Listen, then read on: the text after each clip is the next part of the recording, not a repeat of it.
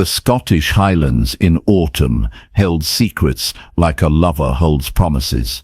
Rain hammered the ancient stones of Clan MacAllister's keep, while 18-year-old Elara pressed her trembling body against the stable door. Her torn dress clung to her shivering frame as thunder crashed overhead. She had been running for 3 days. Behind her lay the smoking ruins of her village. Ahead stretched unknown territory where English soldiers might find her before dawn. The stable seemed warm and safe, filled with the gentle sounds of horses shifting in their stalls. Elara slipped inside without a sound. The first stall held a massive black stallion who snorted softly at her presence. She moved deeper into the building, seeking the darkest corner where she might hide until morning. Her bare feet made no sound on the hay-covered floor. That was when she heard footsteps. Heavy boots crossed the courtyard outside. A man's voice called out commands in a thick Scottish accent. Elara's heart hammered against her ribs as she pressed herself into an empty stall, pulling musty horse blankets over her head. The stable door creaked open. "Easy, midnight," the deep voice murmured to the black stallion. "The storm has you restless, eh?" Elara held her breath as the footsteps moved closer. Through a gap in the blankets, she glimpsed a tall figure, checking each stall with practiced care. Moonlight streaming through high windows caught the gleam of a sword at his hip. This had to be the Laird himself. Stories of Rowan MacAllister had reached even her remote village. They said he stood 6 feet tall, with shoulders broad enough to carry the clan's burdens. They said his green eyes could see through any lie. They said he had never taken a wife because no woman could match his strength. They said he killed English soldiers with his bare hands. The footsteps stopped directly outside her hiding place. "I know you're there, lass." Elara's breath caught in her throat. The voice was closer now, gentle despite its power. She squeezed her eyes shut and tried to become invisible. "The horses told me," he continued with what sounded like amusement. "They're calm now that you've settled. Animals always know when someone needs shelter." A large hand pulled the blanket away from her face. Elara found herself staring up into the greenest eyes she had ever seen. Laird crouched beside her stall, his massive frame somehow non-threatening in the dim light. Dark hair fell across his forehead as he studied her with concern rather than anger. "English soldiers?" he asked quietly. She managed a tiny nod. "Your village?" Another nod, this time accompanied by tears she had been holding back for days. Laird's expression grew thunderous, but his voice remained soft. "They'll not touch you here, lass. You have my word as MacAllister." He stood and extended one large hand toward her. "Come, you're safe now." Elara stared at his palm, roughened by sword work, but offered with such gentleness. Everything she had heard about this man suggested danger. Yet something in his eyes promised protection unlike anything she had ever known. She placed her small hand in his. The moment their skin touched, everything changed. Rowan MacAllister had seen many refugees from English raids. He had offered shelter to dozens of frightened villagers over the years. But when this girl's hand touched his, something stirred deep in his chest that had nothing to do with duty or clan loyalty. She was beautiful in the way wild roses were beautiful, fragile, yet resilient, with thorns that protected a tender heart. Her dark hair tumbled past her shoulders in tangled waves. Her brown eyes held depths that spoke of both innocence and hidden strength. "What's your name, lass?" he asked as he helped her to her feet. "Elara," she whispered, her first word since entering his stable. "Elara," he repeated it like a prayer. "A bonny name for a bonny lass." She blushed and looked away, suddenly aware of her torn dress and dishevelled appearance. Laird noticed her discomfort and quickly pulled his own cloak from his shoulders. "Here," he said, wrapping the warm wool around her trembling form. "This will keep you decent until we can find proper clothes." The cloak engulfed her small frame, carrying his scent of leather and Highland heather. Elara had never felt anything so luxurious against her skin. The rough wool her village wore was nothing compared to this fine weaving. "I have nothing to offer in return," she said, her voice barely audible above the storm. Rowan studied her face in the moonlight, seeing the proud tilt of her chin despite her circumstances. "You've already given me something precious, lass." "What?" He stepped closer, close enough that she could feel the warmth radiating from his powerful frame. When he spoke, his words were so quiet that only she could hear them above the rain. "You've reminded me why I fight." The simple statement hit Elara like a physical blow. She had expected him to demand payment or service in exchange for protection. Instead, this legendary warrior spoke as if her very presence was a gift. "I don't understand," she breathed. "For 10 years I've led raids against the English," Rowan explained, his voice taking on a distant quality. "I've shed blood to protect our lands and our people, but somewhere along the way, I forgot what I was truly protecting." He reached out and gently brushed a tear from her cheek. "You remind me, Elara. You remind me that behind every burned village is someone worth saving, someone worth dying for." Her heart hammered at his touch. "My lord." "Rowan," he corrected. "In my stable at midnight, hiding from the storm, you're no subject to Laird. You're a lass who needs shelter, and I'm a man honored to provide it." The equality in his words stole her breath away. Never in her 18 years had a man of noble birth spoken to her as an equal. The Laird Rowan was offering her something beyond protection. He was offering her dignity. "What happens when morning comes?" she asked, afraid of the answer. Rowan was quiet for a long moment, studying her face as if memorizing every detail. When he spoke, his words would echo in her heart for the rest of her life. "That depends on what you choose, lass. You can take shelter in the servants' quarters and work in the kitchens until it's safe to travel. You can stay as long as you need, with my protection and my respect."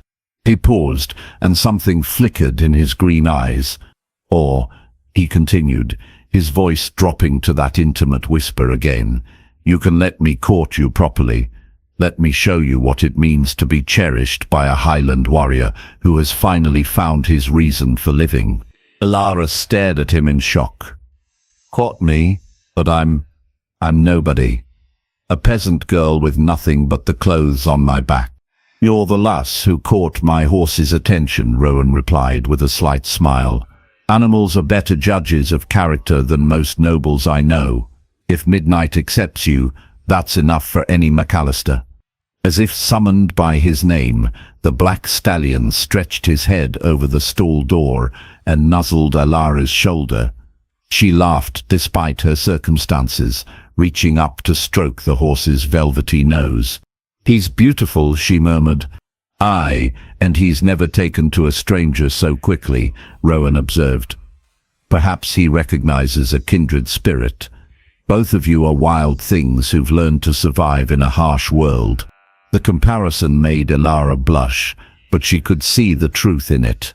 Like the magnificent stallion, she had been running free until circumstances forced her to seek shelter. The question was whether she could learn to trust again. "I need time to think," she said finally. "Of course." Rowan stepped back, giving her space while keeping his presence protective. "But first, let's get you warm and fed.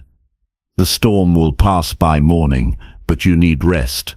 He led her from the stable into the keep's great hall. Even at this late hour, a fire burned in the massive hearth. Tapestries depicting clan battles covered the stone walls, while carved wooden beams stretched overhead like the ribs of some ancient beast. "Mrs. MacBride," Rowan called softly. An elderly woman appeared from the shadows, her grey hair neat despite the hour. She took one look at Elara and immediately shifted into protective mode. "Poor lamb," she clucked, bustling forward. "Look at you, soaked to the bone and trembling like a leaf. Come with me, child. We'll have you warm and proper in no time. Mrs. McBride runs this household with an iron fist," Rowan explained to Elara. "She's clothed and fed half the Highlands over the years. You'll be safe in her care." The housekeeper beamed at the praise. "Away with your flattery, Laird. This lass needs a hot bath and a proper meal, not your pretty words." She ushered Elara toward the stairs, but the girl looked back at Rowan with uncertainty. Something in her expression made his chest tighten with an unfamiliar emotion. "I'll be here when you're ready to talk," he promised. "Take all the time you need." As Mrs. McBride led her up the stone steps, Elara heard the Laird's voice drift up from the great hall. He was speaking to someone else now, his tone sharp with command. "Double the watch on the borders," he ordered. "If English soldiers are burning villages this far north, they're getting bolder. I want every approach to our lands guarded." "Aye, Laird," came a respectful reply. "And send word to the other clans. If they're hunting refugees, we need to coordinate our response. No more innocents will suffer while we stand divided." Listening to him take charge filled Elara with an odd sense of pride. This man who had spoken to her so gently was revealing his true nature, a leader who put his people's safety above all else. The combination of tenderness and strength was unlike anything she had ever encountered. Mrs. McBride noticed her distraction. "Quite something, our Laird," she said with knowing eyes.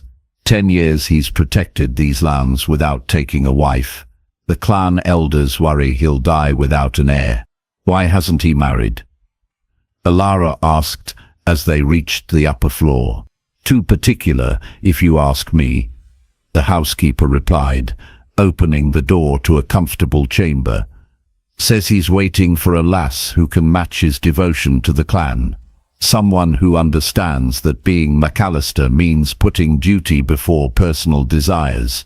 She began preparing a bath in the copper tub beside the fireplace. "Course some of us think he's been waiting for the right lass to show him that love and duty don't have to be enemies."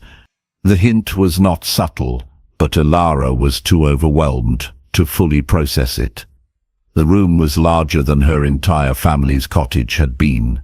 Rich fabrics covered the bed, while glass windows, real glass, looked out over the moonlit loch. "This is too much," she protested. "I should sleep in the servants' quarters."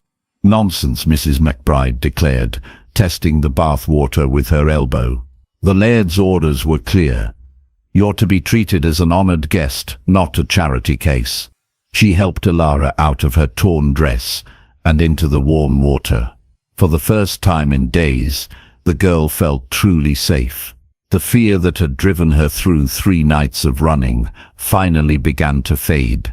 "Tell me about your village," Mrs. McBride said gently as she washed Elara's hair. The story came out in halting whispers.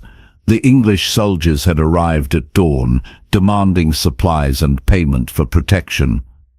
When the villagers couldn't provide enough, the soldiers had declared them traitors and set fire to every building. "My parents told me to run," Elara finished, tears mixing with the bath water. "They said they would follow, but I never saw them again. I don't even know if they escaped." "Ah, Lem," Mrs. McBride murmured, wrapping her in soft towels. "The Laird will send men to search for survivors. If your parents live, he'll find them. And if they don't?" The older woman's eyes grew fierce. "Then he'll make sure the soldiers who took them pay the price. MacAllister justice is swift and final." As she helped Elara into a borrowed nightgown, Mrs. McBride continued her gentle questioning. Where was the village? How many soldiers? What did their leader look like? Elara answered as best she could, not realizing that every detail would be passed to Rowan before sunrise. The MacAllister network of information stretched across the Highlands like a spider's web, and now it would focus on finding the men who had destroyed her world. "There now," Mrs. McBride said, tucking her into the soft bed. "Sleep, child. Tomorrow will bring new choices, but tonight you're safe." As the housekeeper closed the door, Elara lay staring at the ceiling beams. Through the window, she could hear the storm finally beginning to fade. By morning, the sun would shine on a world forever changed. The question was, what kind of woman would she choose to become in that new world? Elara woke to sunlight streaming through the glass windows and the sound of activity in the courtyard below. For a moment, she couldn't remember where she was. Then memory flooded back, the storm, the stable, Laird's incredible offer. She padded to the window and looked out over Clan MacAllister's lands. The view took her breath away. Mountains stretched to the horizon, their peaks touched with snow despite the season. A loch sparkled like polished silver in the morning light. Closer to the keep, she could see training grounds where men practiced with swords and shields. And there, in the center of it all, stood Rowan. Even from this distance, she could pick him out among his warriors. He moved with fluid grace as he demonstrated sword techniques, his powerful frame evident even beneath his shirt and plaid. The men around him listened with obvious respect, asking questions and copying his movements. "He starts every day the same way," Mrs. McBride said from the doorway. "Training with his men, checking the defenses, making sure every soul on MacAllister land is protected." The housekeeper carried a tray of food that smelled like heaven. Fresh bread, honey, eggs, and what appeared to be actual fruit. Luxuries Elara had rarely tasted. "He asked me to give you this," Mrs. McBride added, producing a folded piece of parchment from her apron. Elara's hands trembled as she opened the note. The handwriting was bold and clean, revealing an educated man despite his warrior's reputation. "Good morning, lass. I hope you slept well and feel safer in the light of day. I've sent riders to search for news of your village and any survivors. Whatever we find, you have a place here for as long as you choose to stay. When you're ready, I would be honored to show you the lands you're considering calling home." The casual way he referred to MacAllister territory as her potential home made her heart skip. He was serious about his courtship offer, not just being kind to a refugee. "What kind of man is he really?" she asked Mrs. McBride as they sat by the window to eat. The housekeeper considered the question carefully. "Honest to a fault," she said finally. "He's never made a promise he didn't keep or threatened something he wouldn't do. When he says you're safe here, you are. When he says he wants to court you, he means it. But I don't understand why. He could have any woman in Scotland. Could he?" Mrs. McBride raised an eyebrow. "Most lasses see the title and the lands, not the man. They want to be Lady MacAllister, not Rowan's wife. There's a difference." She pointed out the window to where the Laird was now checking his horse's hooves with gentle care. "That man down there needs someone who sees his heart, not his position. Someone who would love him if he were a common soldier instead of a clan chief." The observation hit uncomfortably close to home. Elara had responded to Rowan's gentleness and strength, not his wealth or power. In fact, his status as Laird made her more nervous, not more attracted. "What would courtship involve?" she asked hesitantly. Mrs. McBride smiled. "Knowing our Laird, he'd start slow, walks around the loch, meals together, letting you see how he treats his people and his responsibilities. He's not the type for grand romantic gestures. He's more likely to show his feelings through steady devotion and protective care." The description sounded both wonderful and terrifying. Elara had never been courted by anyone, let alone a man of Rowan's caliber. What if she disappointed him? What if she wasn't strong enough to be a clan chief's wife? You're overthinking, Lamb, Mrs. McBride observed. He's not asking you to marry him tomorrow. He's asking for the chance to win your heart properly. There's no shame in saying yes to that. A knock at the door interrupted their conversation.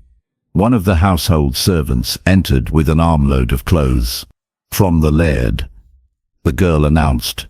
He said the lass should have proper Scottish attire if she's to see the Highlands. Mrs. McBride examined the garments with approval.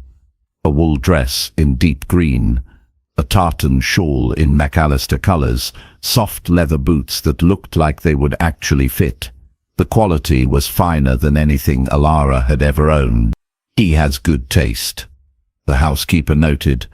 The green will bring out your eyes, and the shawl marks you as under clan protection. No one will trouble you while wearing MacAllister colours. As they helped her dress, Elara caught sight of herself in a polished metal mirror.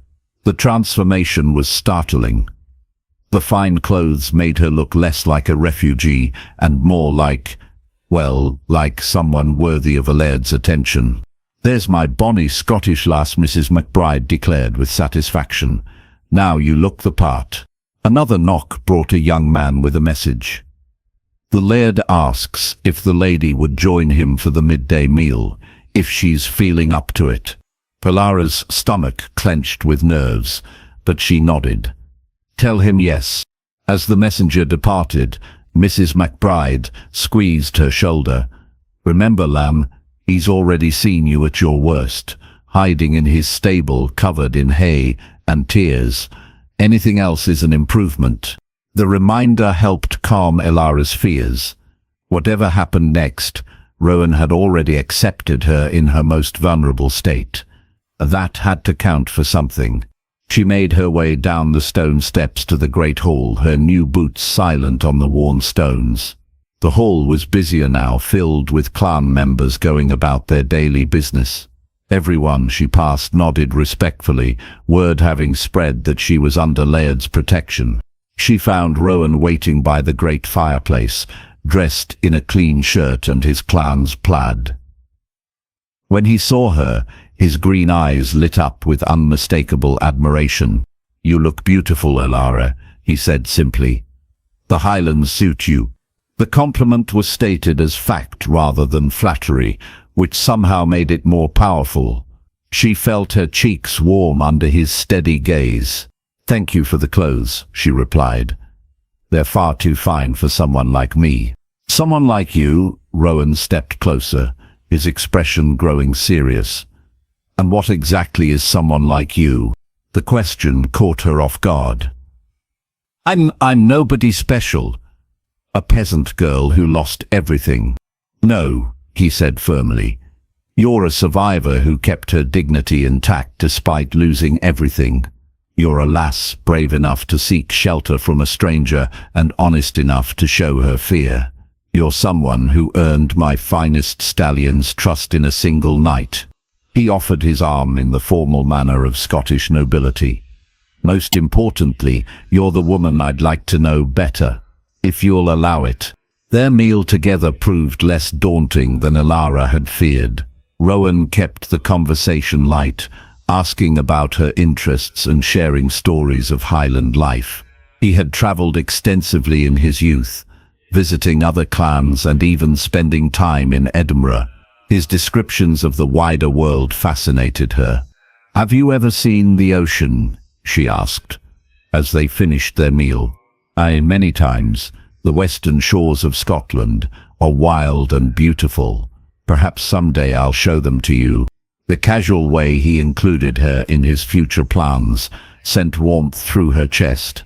He wasn't just being polite, he was genuinely imagining a life with her in it. Would you like to see the loch? He asked, standing and offering his hand. The afternoon light makes it particularly bonny. They walked from the keep through gardens that must have been spectacular in spring. Even in autumn, the carefully tended plants showed the touch of someone who understood beauty as well as defense. My mother's work, Rowan explained, noticing her interest. She said a keep should nurture life as well as protect it. I've tried to maintain her vision. Where is she now? Died of fever 5 winters ago, he replied quietly. She would have liked you, I think. She always said I needed someone who could see past the clan responsibilities to the man underneath. They reached the loch's edge, where a small dock extended into the clear water. Mountains reflected perfectly in the still surface, creating a scene of breathtaking tranquility. It's beautiful, Elara breathed. Aye, but it holds secrets too. Rowan picked up a smooth stone and skipped it across the water. Legend says this loch is connected to the sea by underground passages. Sometimes strange currents move beneath the surface, and occasionally things wash up that have no business being here. What kind of things? Shells from distant shores, wood carved in foreign styles. Once, my grandfather found a message in a bottle, written in a language none of the scholars could read. He skipped another stone, this one making 5 perfect hops. The old women say the loch is magical, that it shows you what you need to see when you need to see it. Do you believe that? Rowan turned to study her face, his green eyes serious. I believed it the night you appeared in my stable. Everything about that moment felt like destiny. The intensity of his gaze made her breath catch. What if destiny is wrong? What if I'm not strong enough for this life? Strength comes in many forms, lass. He reached out and gently touched her cheek. You survived 3 days of running from English soldiers. You had the courage to seek shelter from a stranger. You're here now, asking hard questions instead of taking the easy path. His thumb traced her cheekbone with feather-light pressure. That tells me you have exactly the kind of strength a Highland wife needs. Highland wife? The words slipped out before she could stop them. If you'll have me, he replied, his voice dropping to that intimate whisper she remembered from the stable. I know it's soon to speak of such things, but I'm not a man who wastes time on games. I want to marry you, Elara. I want to make you Lady MacAllister and spend my life proving you made the right choice. Her heart hammered against her ribs. We barely know each other. I know you're brave and kind and beautiful. I know my horses trust you and my housekeeper already loves you. I know that when you touch my hand, something in my chest catches fire. He stepped closer, close enough that she could feel the warmth of his body. I know that for 10 years I've been half alive, going through the motions of leadership without understanding why it mattered. Then you appeared in my stable, and suddenly everything made sense. What made sense? Why have I been protecting these lands? Why I've been waiting? His hands cupped her face with infinite gentleness. I've been waiting for you, Elara. I just didn't know about it until now. The declaration should have terrified her. Instead, it filled her with a sense of rightness that defied logic. Looking into his eyes, she could see her own feelings reflected back, the recognition of something deeper than attraction, something that felt like coming home. I'm scared, she whispered honestly. So am I, he admitted.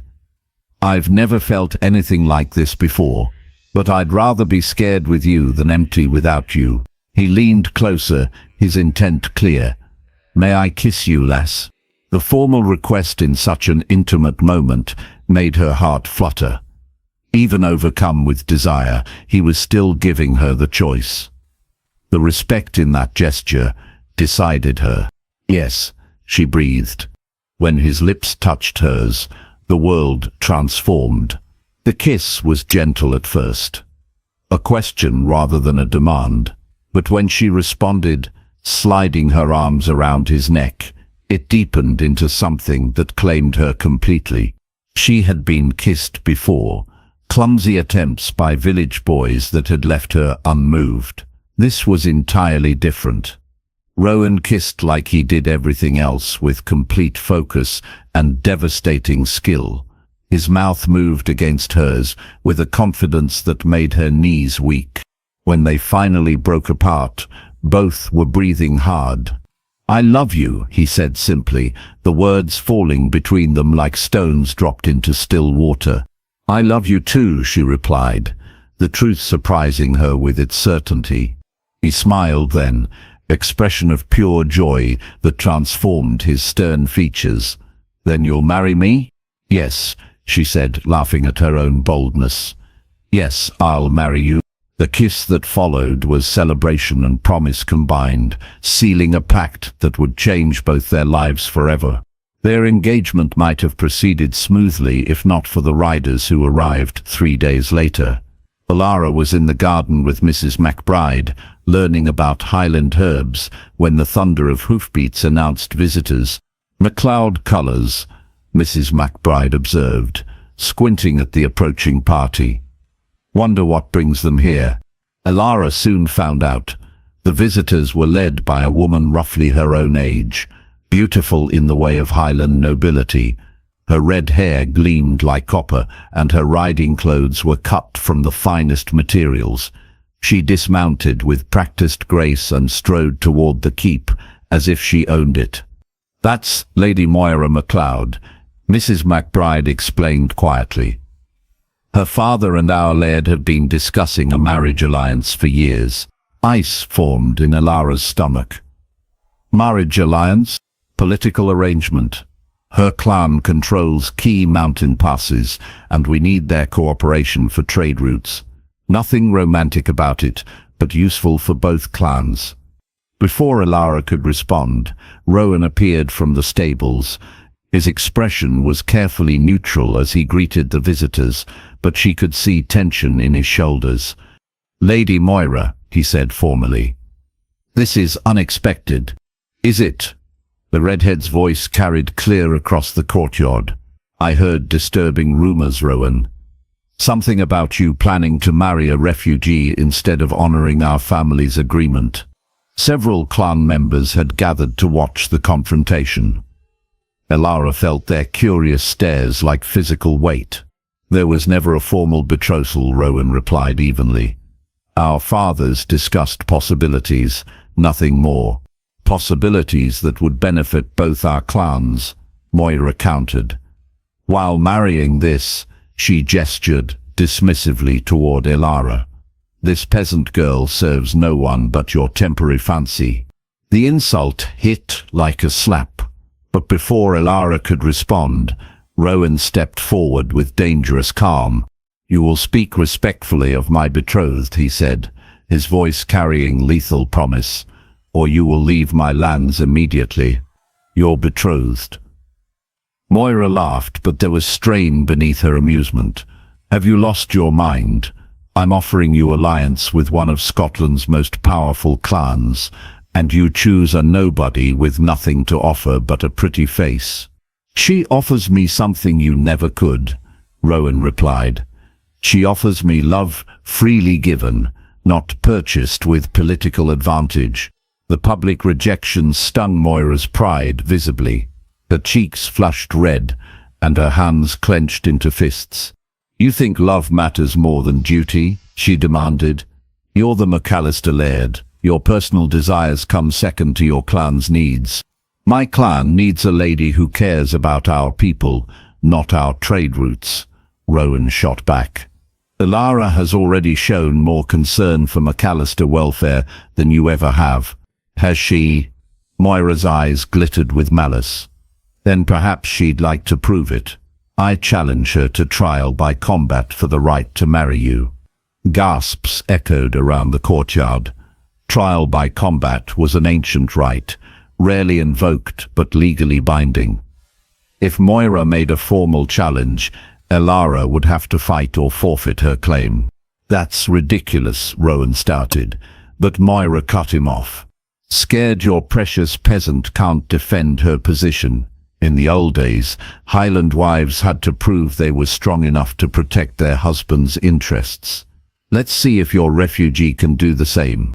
All eyes turned to Elara. She could feel the weight of expectation, the whispered doubts about whether a common girl could truly be Lady MacAllister. Her hands trembled, but her voice was steady when she spoke. "I accept your challenge." "Elara, no," Rowan protested, moving toward her. "This is madness." "Is it?" She looked around at the watching faces.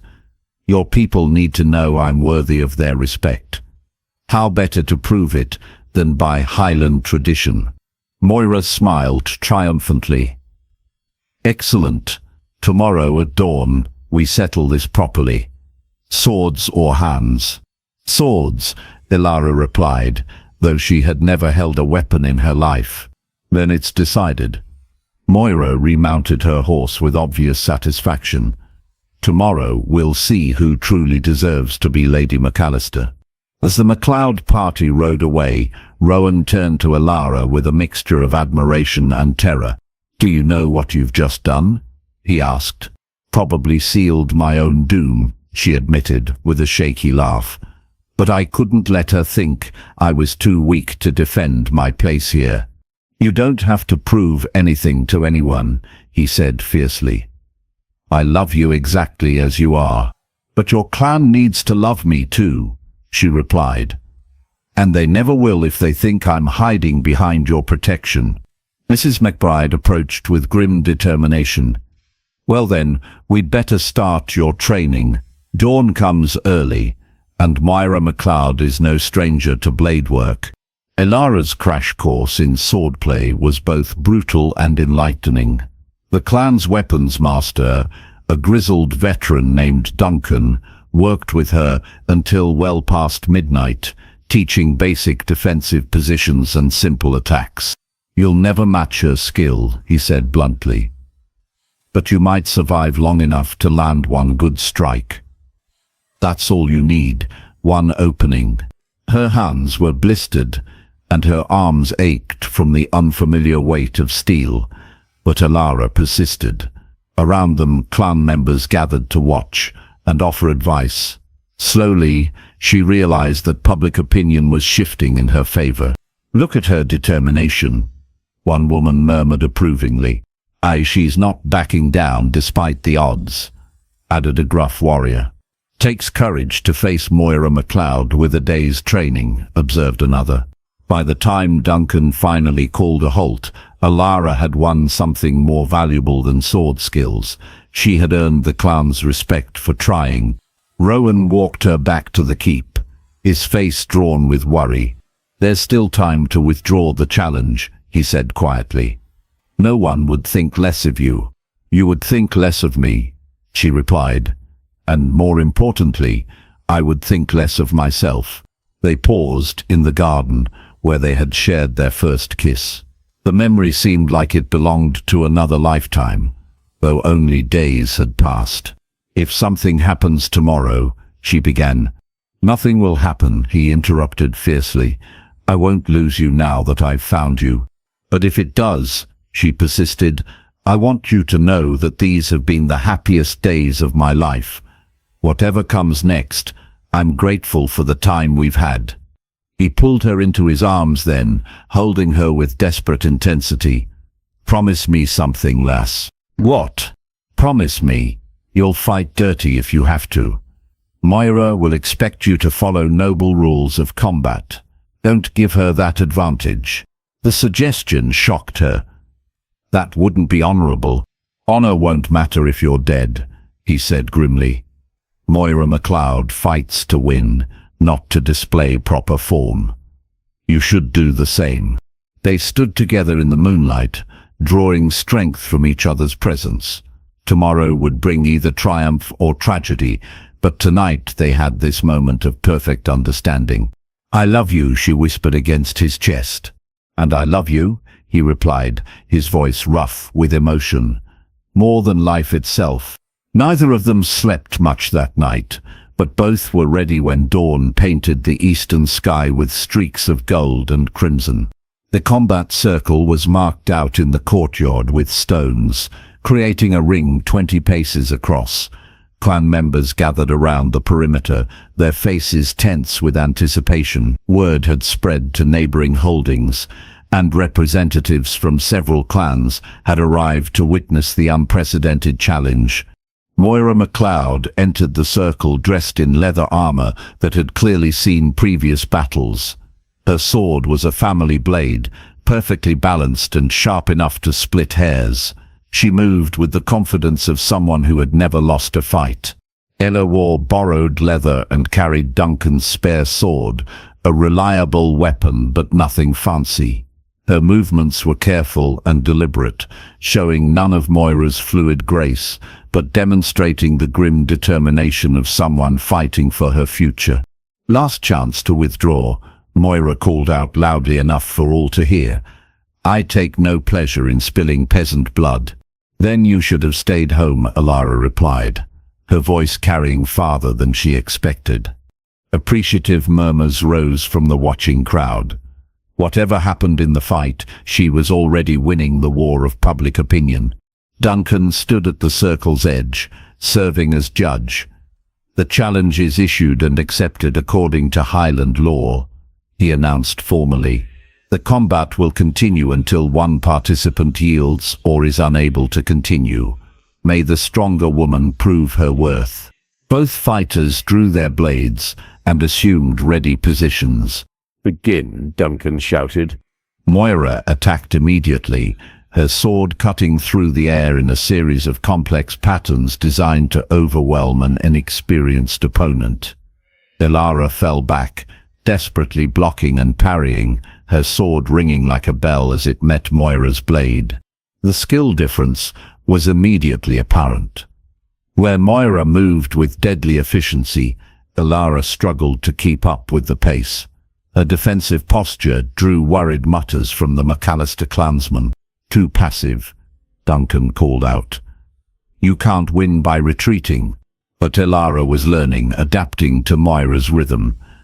Each exchange taught her something about her opponent's preferences. Moira favored high attacks, trying to use her superior reach. She also tended to follow complex combinations with brief pauses to admire her own technique. It was during one of these pauses that Elara made her first real attack. Instead of the formal thrust Duncan had taught her, she suddenly closed distance and aimed a simple, brutal strike at Moira's ribs. The redhead barely managed to deflect it, surprise flickering across her features. "Better," Duncan grunted approvingly. The fight settled into a pattern after that. Moira would launch elaborate attacks that showcased her training, while Elara responded with simple, direct counters that gradually wore down her opponent's patience. "Stand still and fight properly," Moira demanded after Elara dodged a particularly fancy maneuver. "Why?" Elara shot back, breathing hard but still mobile. "So you can show off your pretty sword work." The crowd laughed at that, and Moira's face flushed with anger. She began attacking more aggressively, abandoning technique for raw power.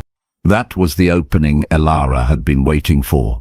When Moira raised her sword for another crushing overhead blow, Elara didn't try to block it. Instead, she stepped forward inside the arc of the attack and drove her shoulder into Moira's stomach, just as she'd seen the village boys do in wrestling matches. Both women went down in a tangle of limbs and steel. Moira, trained for formal combat, was unprepared for such crude tactics. Elara, who had grown up scrapping with siblings and neighborhood children, felt perfectly at home in the dirt. They rolled across the ground, each trying to gain advantage. Moira was stronger, but Elara was more desperate. When the redhead managed to pin her down and raise her sword for a finishing blow, Elara did something that would be talked about in Highland halls for generations. She grabbed a handful of dirt and threw it directly into Moira's eyes. The temporary blindness was all she needed. Elara rolled away, regained her feet and placed the point of her sword at Moira's throat before the other woman could clear her vision. "Yield," she said simply. Moira blinked furiously, trying to see through the grit. You cheated." "I won," Elara corrected. "Unless you want to continue this fight with my blade at your neck." The crowd held its breath, waiting for Moira's response. Highland law was clear. The fight continued until one participant yielded or was unable to continue, but everyone could see who held the advantage now. "I yield," Moira said finally, her voice tight with humiliation. The roar that went up from the MacAllister clansmen could probably be heard in the next valley. They had witnessed something unprecedented.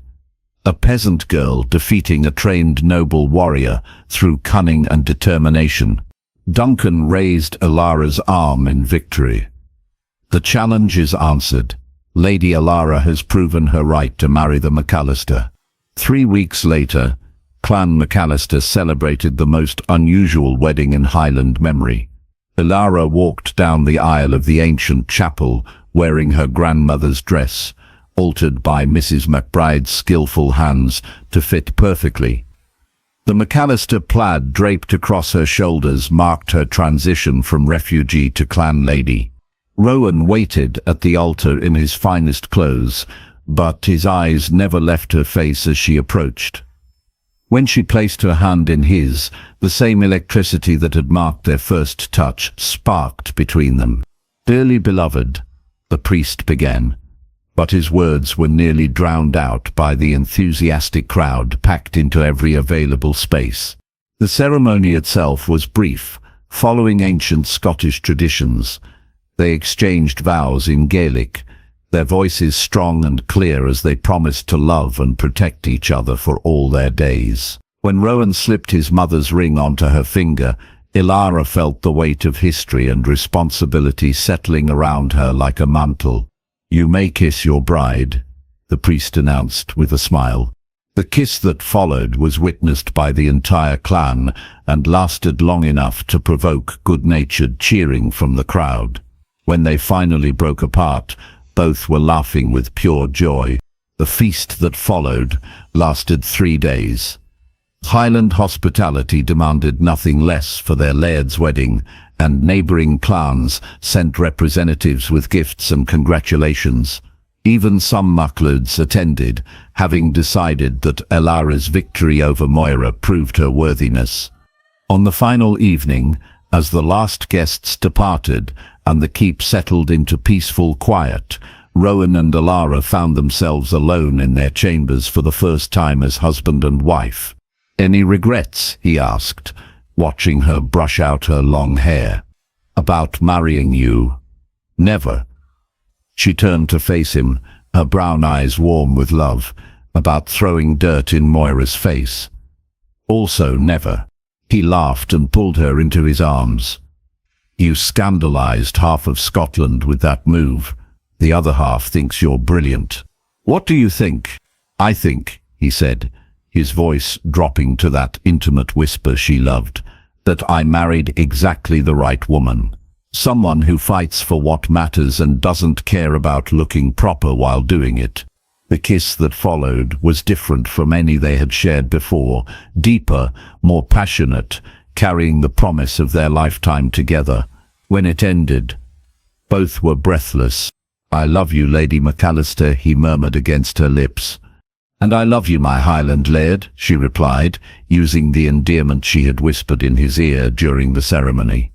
Elara stood in the same stable where her new life had begun, watching her 3-year-old son attempt to pet Midnight's nose. The massive stallion, now showing grey in his mane, lowered his head with gentle patience to accommodate the small hands. "He's just like his father," she observed as Rowan joined them. "Born knowing how to handle horses." "And his mother's determination," Rowan added, wrapping his arms around her from behind. "Did you see how he refused to give up when the saddle was too heavy?" Their son Robert had inherited his father's green eyes and his mother's stubborn streak. At 3 he was already showing signs of the leadership qualities that would someday make him Laird. "The midwife thinks the new baby will arrive within the month," Elara said, placing her hand over her slightly rounded stomach. "Boy or girl, it doesn't matter," Rowan replied, his hand covering hers, "as long as the child is healthy and has your courage." They had built a good life together in the 5 years since their wedding. Under Elara's influence, Clan MacAllister had developed closer ties with neighbouring clans, forming alliances based on mutual respect rather than political necessity. Her victory over Moira MacLeod had become legendary, inspiring other Highland women to stand up for their beliefs. "Do you ever miss your old life?" Rowan asked, a question that had come up periodically over the years. "Never," she replied honestly. "That frightened girl hiding in your stable was just waiting for the chance to become who she was meant to be." "You gave me that chance." "You took it yourself," he corrected. "I just provided the stable." They stood together in comfortable silence, watching their son play with the horses and listening to the sounds of their thriving clan going about their daily business. The keep that had once seemed impossibly grand now felt like home, filled with laughter and love and the promise of generations to come. "What are you thinking about?" Elara asked, noticing the distant look in her husband's eyes. "That night in the storm," he replied. "When I found you hiding in here, I thought I was just offering shelter to a refugee. I had no idea I was meeting my destiny." She turned in his arms to face him, seeing the same love in his green eyes that had sustained them through 5 years of marriage and would carry them through 50 more. "Best mistake I ever made," she said with a smile, "hiding in the wrong stable on the wrong night." "Right stable," he corrected, leaning down to kiss her. "Right night, right woman, right Highland Laird," she agreed, meeting his lips with her own. Outside, the Scottish wind whistled through the mountains, carrying the scent of heather and the promise of changing seasons. But inside the stable where their love story began, Rowan and Elara MacAllister held each other close and looked forward to whatever adventures the future might bring. After all, they had already proven that destiny favors the brave, and that sometimes the greatest treasures are found hiding in the most unexpected places, waiting for the right person to discover them and whisper the words that change everything forever.